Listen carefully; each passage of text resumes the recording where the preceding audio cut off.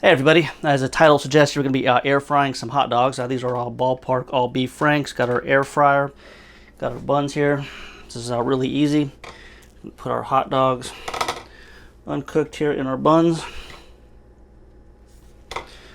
like so.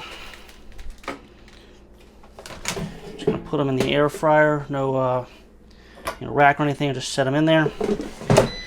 And then we're going to go ahead and air fry them at 390 degrees for 6 minutes.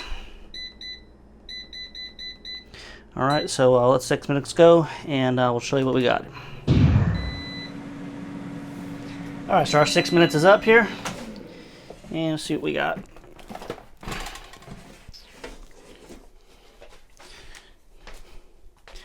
Alright, bun's nice and toasted.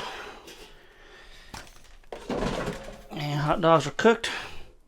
So you just put whatever condiments you want, ketchup, mustard, whatever. And super fast, super simple. If you guys like some more awesome air fryer recipes like this, don't forget to subscribe. And I do read and respond to all the comments. If you're going to be mean, though, at least try to be funny. And until next time, we'll talk to everybody later.